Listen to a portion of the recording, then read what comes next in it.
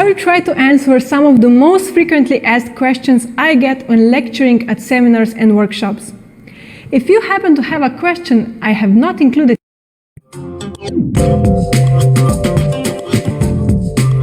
I will try to answer some of the most frequently asked questions I get when lecturing at seminars and workshops.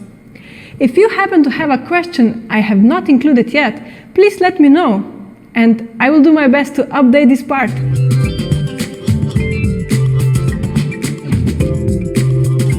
The warm-up should warm up your dog's muscles dynamically and progressively, but not to the point of fatigue. This is why we only do a few repetitions of each exercise, 5 to 10 maximum. Such a warm-up routine itself shouldn't tire a dog, but rather optimally prepare his muscles for the upcoming agility run and help you to deepen the bond between you and your dog before the start line. If your dog is physically completely tired after the warm-up, consider improving your dog's strength and fitness level with more conditioning exercises included in your training week.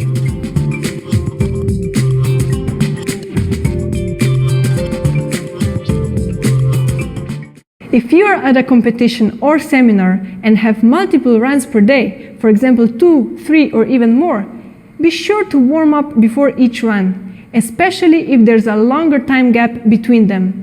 Muscles stay warm for approximately 20 minutes, but tendons and ligaments cool down a bit faster. So the first warm-up will not necessarily carry over the benefits to all runs later in the day. If you happen to have 2 runs or 2 training sessions that are a bit closer together, for example 10 or 15 minutes apart, you can complete a shorter warm-up for your second run.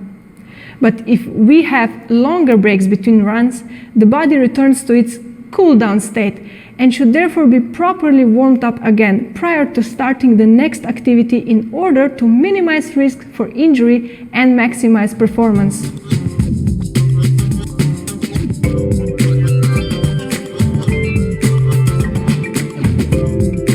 Just as a dog should be warmed up before each run, it should also be cooled down after each run separately. It's very important to keep moving after the activity is finished to slowly bring down the heart rate and gradually cool down the tissues. If you run again after a short period of time, for example in 10 or 15 minutes, you can keep moving around, offer your dog some water, then complete a shorter warm-up again before the second run starts. And then properly cool down your dog after the last run.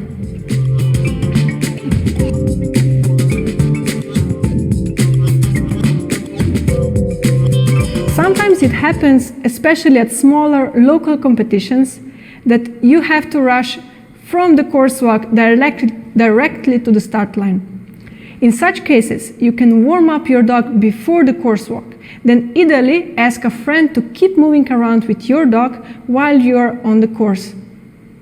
And then complete the final part of the warm-up. If you can't do that, you can still warm up the dog, put a dog coat on, and put the dog away for the time of your course walk. Then complete a shorter warm-up again with some jogging back and forth and a few dynamic exercises before your run.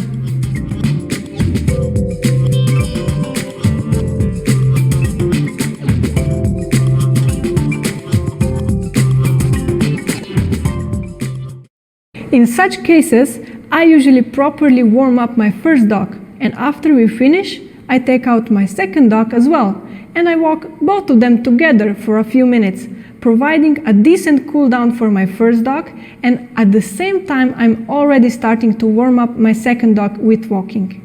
Then I put away my first dog and complete the rest of the warm-up with my second dog.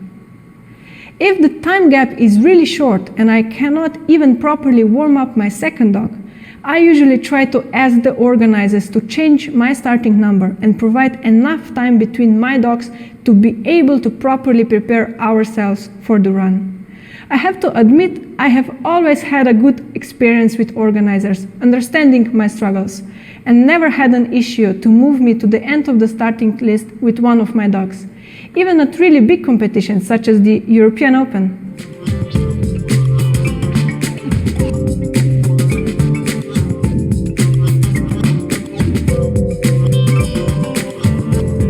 If your dog has had an injury in the past which was already successfully rehabilitated, but you still want to provide some extra attention to the risky part, you might consider modifying your warm-up and include some additional warm-up exercises.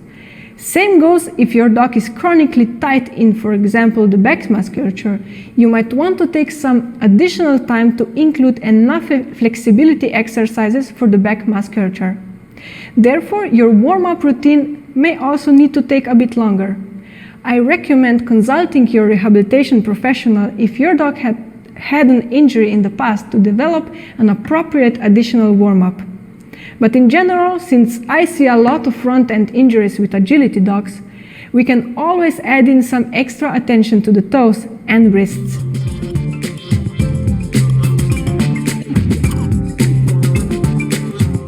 You can gently flex and extend all digits all together or each one individually, approximately 5 to 10 times. You can also spread them out. Same with the wrists. You can gently flex and extend them for a few times in a row, as well as rotate them in both directions.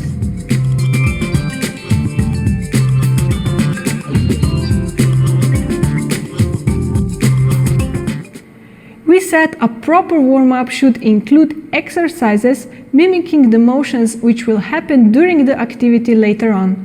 So why warm up with weaving and jumping if the dog is about to do obedience, for example? So the answer is no. You shouldn't use exactly the same routine, but rather adapt it to the needs of different dog sports. And the more physically demanding the upcoming activity is, the longer warm-up it requires. And secondly, the warm-up routine also provides mental preparation for you and your dog, so it also affects the state of mind. Do you think if a dog is warmed up and aroused to expect a short and powerful agility run, he can then be put on an obedience start line, where we expect full focus and self-control on the field for 10 minutes or more? Definitely not. So not only because different dog sports have different physical needs, I also recommend you set up different warm-up to provide the best mental stimulation for the upcoming activity. And a little hint here, we will also prepare specific warm-ups for some of the other dog sports, so stay tuned if you wish to learn even more.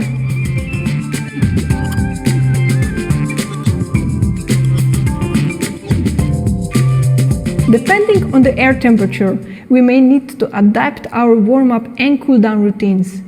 If the weather is cold, our dogs will need a slightly longer and more gradual warm-up, and you should spend some more minutes on walking and trotting in particular. The same also goes if your dog was resting in a crate for a long time. On cooler days, I also like to use dog coats because they provide some extra warmth to the muscles during waiting and the first part of the warm-up. On warmer days, I like to stay near the shade, to have a few more breaks between dynamic exercises, providing some respiratory recovery, also offering a sip or two of water, but not more, just to get the tongue wet a bit. You can also help to keep your dog cooler by wetting the ears, under the neck and belly. But I never sacrifice any of the exercises. I always complete a whole warm-up routine regardless of how warm it is outside, because even if the dog is feeling warm, that does not necessarily mean all of his muscles are prepared for activity too. Instead, I just make more breaks in between the exercises to reduce the heart rate, so I might spend even more time for the total warm-up. Regarding cool-down on really warm days, first and foremost, you should provide shade. You can then help with cooling down your dog by using cooling mats or cooling coats, which will help to take out some extra heat from the dog's body. Again, keep moving to gradually reduce activity and heart rate, and remember to offer plenty of water after the dog has stopped panting heavily. But never ever wet the dog on its head or even immediately allow him to jump into the cold water, because it can cause a shock. Only wet the ears, paws, and under the neck and belly. On cool days, I use dog coats to protect the muscles from a rapid cool down while I walk the dog, as well as when resting.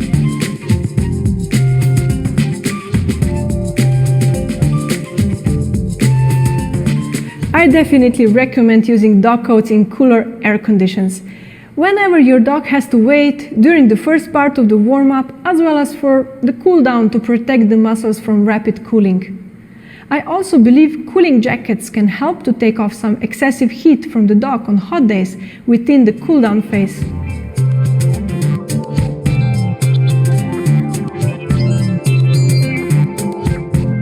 Sometimes it happens you simply don't have enough space to properly warm up the dog up, or there is limited space available with good flooring.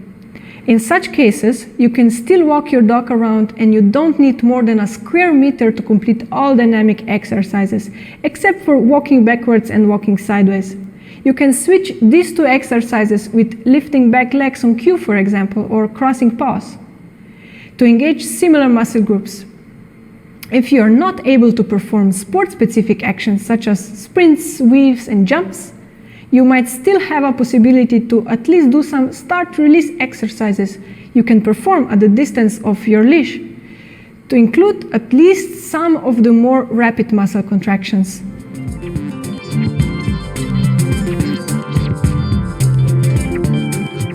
If you are lacking a warm-up jump, you can teach your dog to jump over your leg instead, or up in the air, for example.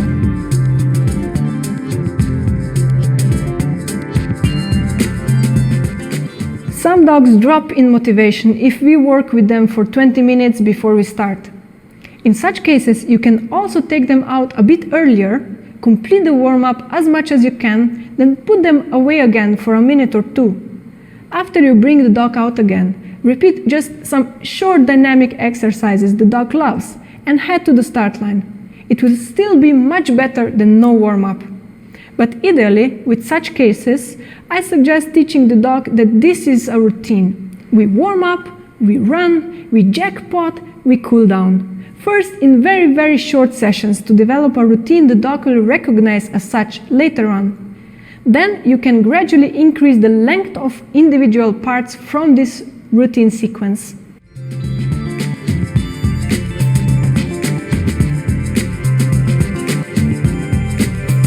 On the other hand, we might have a dog who is unable to perform all of the dynamic exercises because their arousal level is just too high. If possible, walk and trot your dog away from the competition or training area, as well as do the progressive warm-up somewhere where your dog is still able to perform the exercises in a controlled manner. If you always do the same routine, you will be able to calculate how much time you need, and you won't be late for the start even if you are not exactly beside it. Try to ask a friend to let you know a few minutes before you have to start, so you can then head towards the competition area for the final, sport-specific warm-up part. I also recommend using food for warming such dogs, because a toy might increase their arousal too much as well.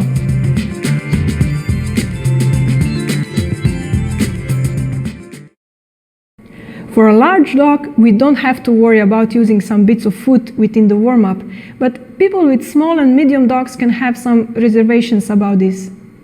You can use really tiny bits of food, or you can also use a pate from a tube or something your dog can lick. That way, they won't fill up their stomach while you can still reward for completion of the dynamic warm-up exercises.